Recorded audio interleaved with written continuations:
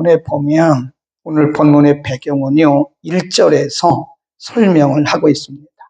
바벨론 왕 느부갓네살이 유다 왕 여호야김의 아들 여고냐와 유다 방백들과 목공들과 철공들을 예루살렘으로 바벨론으로 옮긴 후에 예루살렘에서 바벨론으로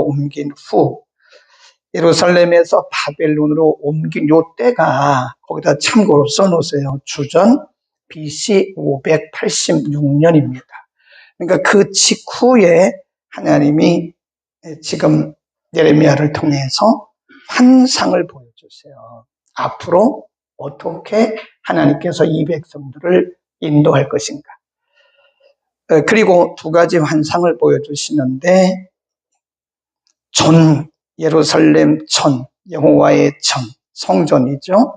전 앞에 높이 무화과 두 광주리가 환상 중에 보이는데 하나는 처음 익은 무화과처럼 아주 극히 좋은 상품, 또 하나는 아주 악한 상품, 먹을 수 없는 아주 못된 그런 상품, 하나는 좋고 하나는 악해서 먹을 수 없는 그런 상품이다. 사절에서 하나님이 그 환상에 대해서 설명을 해 주십니다. 이게 보면 예수님도 비유를 말씀하시고 설명을 다 해 주셨어요. 그러니까 성경의 답은 성경에 있습니다. 그러니까 성경을 자꾸 이게 사사로이 억지로 풀면 큰일 나요. 성경을 자세히 이렇게 보고 있으면 성경 속에 다 하나님께서 해답을 다 주시고 해설을 다 해놓으셨어요. 해설을 해주시는데 뭐라고 해설을 해주시느냐. 4절 여호와의 말씀이 또 내게 임하니라 가라사대 5절 이스라엘의 하나님 여호와가 이같이 말씀하노라. 내가 이곳에서 옮겨 갈대아인의 땅에 이르게 한 유다 포로를 이 좋은 무화과 같이 보아 좋게 만들 것이다. 내가 그들을 돌아보아 좋게 하여 다시 이 땅으로 오게 할 것이고 7절에 보면 그들 속에 하나님을 아는 마음을 넣을 것이다. 그랬습니다. 그러니까 두 무화과 광주리인데 좋은 무화과는 누구냐? 순순히 바벨론의 침입을 받았을 때 순순히 따라간 사람들. 이 사람들은 하나님께서 반드시 바벨론까지 함께 가셔서 그들을 한 다음에 양육한다. 그리고는 어떻게 해요? 다시 예루살렘으로 돌아오게 하겠다. 그러나 또 다른 광주리는 뭐냐? 먹을 수 없는 악한 무화과 광주리는 뭐냐? 8절 시작. 나 여호와가 이같이 말하노라. 내가 유다 왕 시드기야와 그 방백들과 예루살렘의 남은 자로서 이 땅에 남아있는 자와 애굽 땅에 거하는 자들을 이 악하여 먹을 수 없는 악한 무화과같이 되게 할 것이다. 버려버릴 것이다. 자, 우리 21장 9절로 한번 잠깐 가보죠. 하나님이 경고하시다가 이들이 듣지 않으니까요. 하나님이 원한 대로 하시겠다고 그랬어요. 제가 여러 번 말씀드렸잖아요. 하나님이 1차 경고, 2차 경고, 3차 경고, 4차 경고 쭉 경고하다가 안 들으면 원한 대로 하십니다. 회개도 늦어요. 그때는. 이미 버스 지나간 다음에 회개해도 그건 안 되더라고요. 회개도 때가 있고 은혜 받는 것도 때가 있어요. 이미 다 버스 지나간 다음에 그때는 회개해봤자 하나님의 원한 대로 다시 가는 거예요. 원래대로 가는 거예요. 그래서 하나님이 원한 대로 하신다고 말씀하시고 21장 9절에 뭐라고 말씀하셨냐면 이 성에 거주하는 자, 예루살렘에 그 말이죠. 예루살렘에 거주하는 자는 칼과 기근과 연병에 죽으려니와 너희를 애굽 갈대아인에게 나가서 항복하는 자는 살리니 그의 생명은 노래한 것 같이 얻을 것이다. 그랬어요. 그때 벌써 이미 21장 9절에서 말씀했어요. 이제 너희가 기회를 주었는데도 너희가 깨닫지 못했기 때문에 내가 원한 대로 바벨론의 군대를 보낼 것이다. 그런데 바벨론의 군대가 너희를 침입해 왔을 때 순순히 바벨론의 군대를 따라가서 바벨론에 거하는 자들은 산다.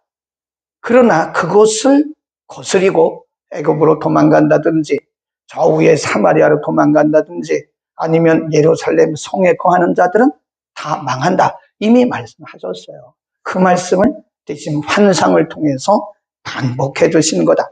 그 얘기입니다.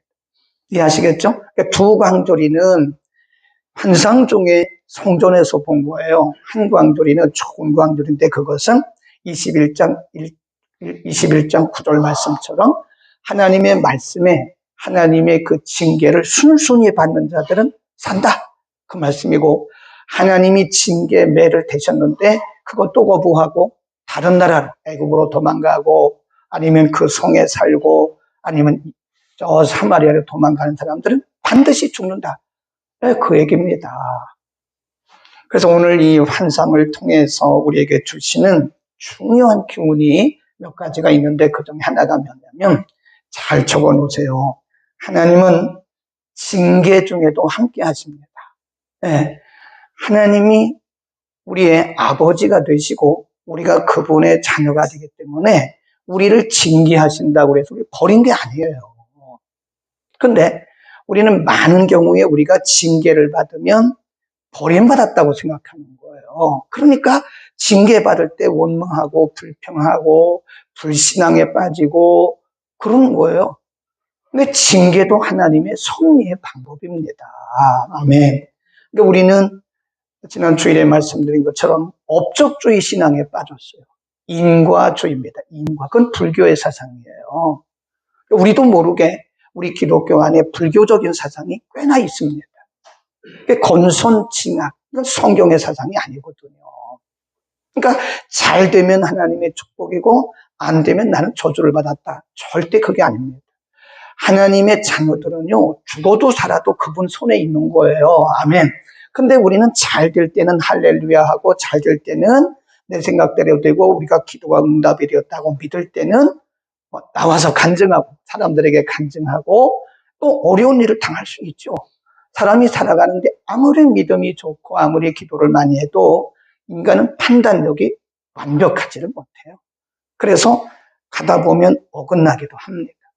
그래서 어긋난 길에서 하나님이 우리를 수정하기 위해서 하나님이 잠깐 이렇게 징계하신 건데 그거를 우리는 뭐라고 생각하냐? 하나님이 나를 버리셨다. 죄 때문에 그렇다. 자꾸 그거를 어떤 업적주의나 인과관계로 자꾸 끌어가니까요. 자꾸 기가 죽는 거예요. 징계 중에도 하나님은 여전히 우리 아버지입니다. 아멘. 징계 중에도 하나님은 여전히 함께 하세요. 하나님이 불순종하고 불신앙에 빠진 유다 백성들을 바벨론 군대를 끌어가지고 지금 포로로 파셨잖아요. 나는 같이 가신 거예요. 하나님 거기도 같이 가셨다니까요. 바벨론까지 하나님이 같이 가셔서 그때 기록한 성경이 에스겔서, 다니엘서예요. 하나님이 만일 바벨론까지 같이 안 가셨다면 에스겔서, 다니엘서는 없다니까요. 하나님 같이 가셔서 거기에 있는 다니엘에게 영감 주시고 거기에 있는 에스겔에게 영감 주신 거 아닙니까?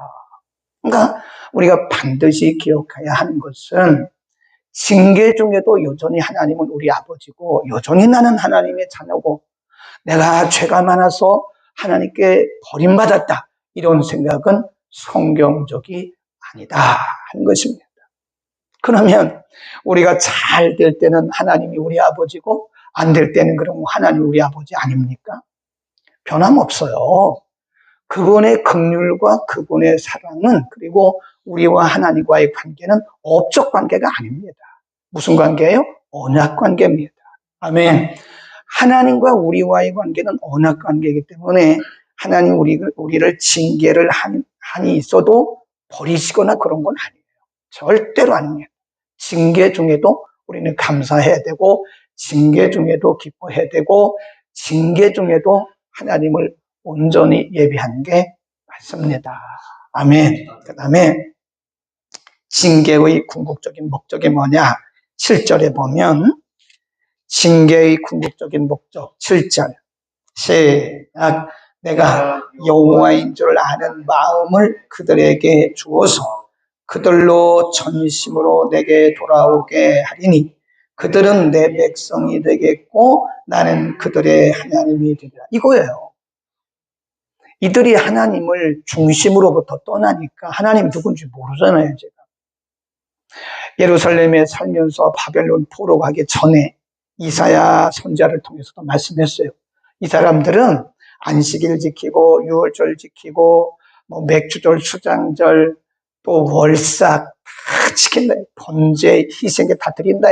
근데 뭘 떠났어요? 마음이 하나님께로 떠난 거예요. 형식만 남아있는 거예요. 신앙이 죽은 신앙이에요. 그러니까 하나님이 이들을 바벨론에서 70년 동안 바벨론이라고 하는 용광로에 넣으셔가지고 이들을 다시 새롭게 만드시는 거예요. 그러니까 하나님을 아는, 내가 하나님인 줄 아는 마음을 그들에게 줄 것이다. 그러니까 징계의 궁극적인 목적은 뭐예요? 우리의 유익입니다. 그러니까 우리는 하나님을 좀 멀리 놓고 봐야 됩니다. 네, 멀리 놓고 언약관계인 하나님을 멀리 놓고 길게 봐야지 당장 나타나는 것만 보고 일희일비한다고요. 일희일비하는 성도들이 얼마나 많은데요. 아닌 것 같잖아요. 근데 굉장히 일희일비해요. 그래서 이 신앙의 수준이 왜 저렇게 일희일비하는 신앙이냐. 잘 되면 좋아가지고 막 그냥 뭐 간증하고 찬양하고 하나님이 내 하나님이라 그랬다가 갑자기 또 얼굴이 시무룩해져요. 왜 이렇게 얼굴이 시무룩해? 또 뭐가 안 됐다는 거예요. 자기가 기도했는데 응답이 안 되고 자녀들이 속을 썩이고 남편이 직장에서 어쩌고 저쩌고 얘기하는 거예요. 갑자기 사람이 또 시무룩해져요. 물론 사람이니까 그럴 수 있죠. 근데 우리가 신앙적으로 그렇게 일희일비하는 것은요, 건강한 신앙이 아닙니다. 그래서 우리의 신앙이 좀 건강하고 하나님을 멀리 보는 그런 믿음에 이룰 수 있기를 바랍니다. 우리 히브리서 12장으로 갑니다. 히브리서 12장 8절에 이런 말씀이 있어요. 367년 전후에 8절 징계는 다 받는 것이거늘 너희에게 없으면 뭐래요? 사생자라. 친아들이 아니라는 거예요. 없으면. 그 다음에 11절 보세요. 히브리서 12장 11절 무릇 징계가 당시에는 즐거워 보이지 않고 슬퍼 보이나 후에 그로 말미암아 연달한 자에게는 뭘 맺는데요?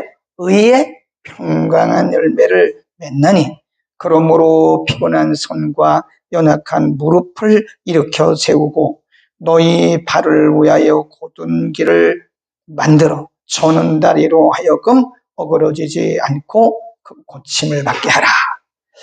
징계의 궁극적인 목적은 다 뭐예요? 우리의 유익입니다. 우리의 유익.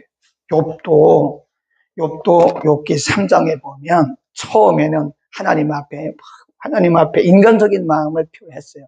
그러다가 바로 정신 차리고 하나님의 궁극적인 목적을 알았어요. 그게 뭐냐? 23장 10절에 보면 그래, 나의 가는 길을 오직 그가 하시나니 나를 뭐와 같이 단련하신 후에는 나를 단련하신 후에는 뭐와 같이 나온대요? 정금같이. 정금이란 말은 요즘 번역에 순금이라고 번역을 했어요. 순금같이 나온다. 그걸 아는 거예요. 하나님의 의도를 아니까 욥이 이길 수 있던 거야. 내가 지금은 모든 걸 다 잃고 내가 조롱거리가 됐지만 반드시 나를 이렇게 단련하신 다음에는 나를 순전한 하나님의 백성이 되게 하시겠다는 하나님의 의도를 아는 거예요. 그러니까 하나님의 징계는요, 반드시 우리의 유익이라고 하는 하나님의 목적이 있습니다. 그러니까 우리는 징계 중에도 여전히 예배드려야 되고요. 징계 중에도 여전히 기도해야 됩니다. 일일비하면 징계를 받잖아요. 징계가 오면 예배도 안 하고 기도도 안 하고 시험 들고 상처받고 막 이럽니다. 사람이 싸나워져요. 이상합니다. 안 그랬는데 사람이 징계를 받으니까 사나워지고 말도 거칠어지고 이래요. 그러지 말자고 이제. 징계는 다 우리의 유익을, 나의 유익을 위한, 분명히 7절에서 그랬잖아요. 징계를 받고 이 백성들이 내가 여호와인 줄 알 것이다. 그래서 이들이 이제는 온전한 하나님의 백성이 될 것이다. 우리는요, 로마서에서 사도 바울이 가르친 것처럼 사나 죽으나 우리는 하나님의 것입니다. 아멘. 그러니까 편하게 사세요.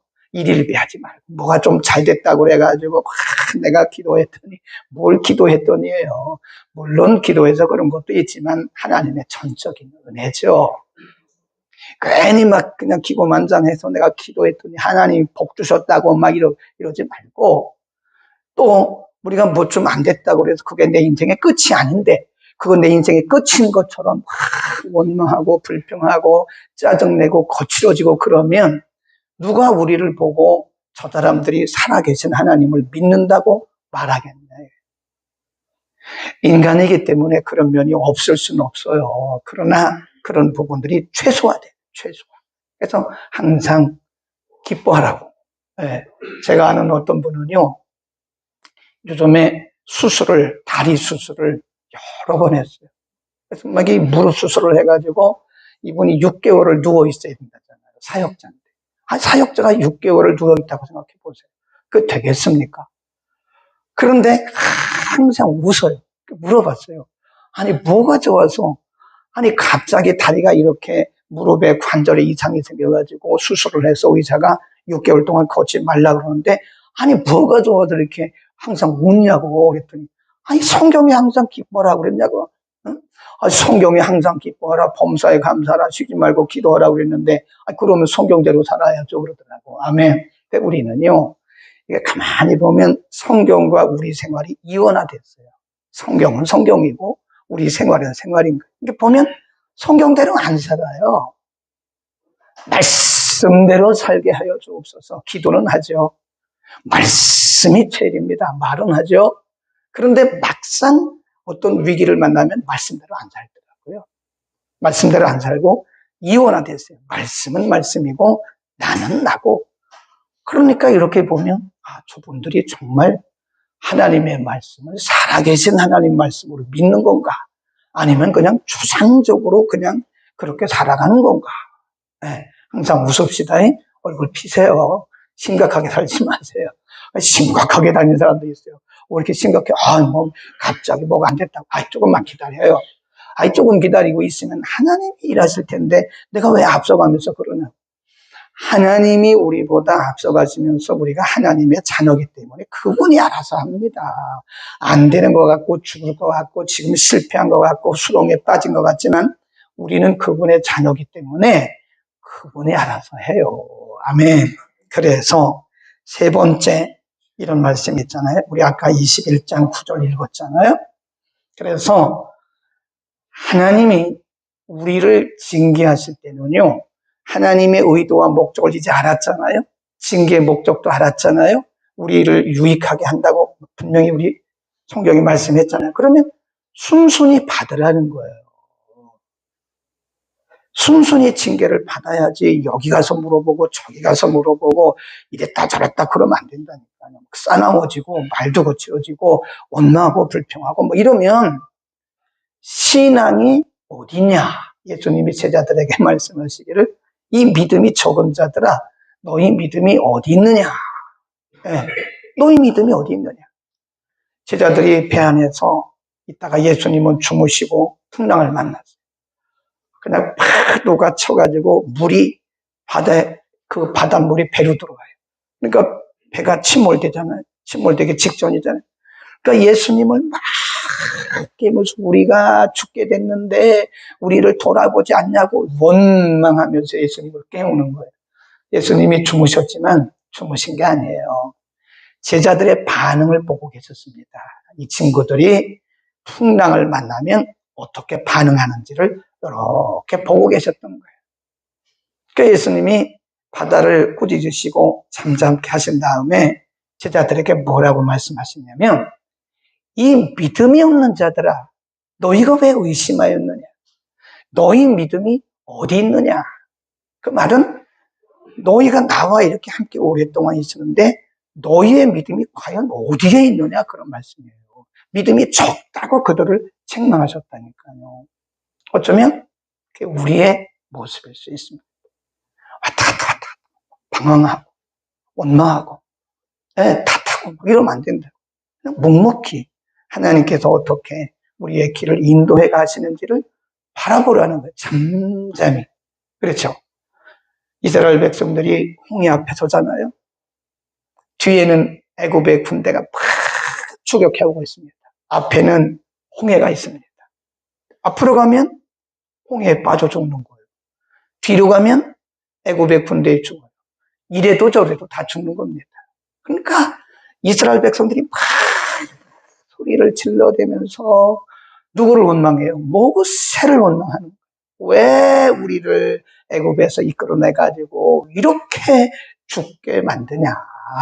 차라리 우리가 애굽에서 노예로 사는 게 낫지 홍해에 빠져 죽든지 애굽 군대에 죽는 거 이건 뭐냐?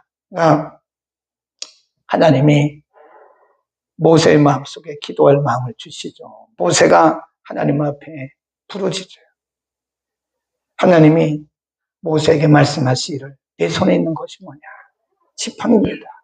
지팡이를 들어라. 홍해를 향해서 지팡이를 들고 너는 들고만 있어. 너는 들고만 있어. 어떻게 모세가 지팡이로 홍해를 어떻게 갈라요? 못합니다. 하나님 말씀하시길 들고만 있어. 가르는 것은 내가 할게. 그 말은 성경에 없지만 그 말씀이 거기에 포함된 거예요.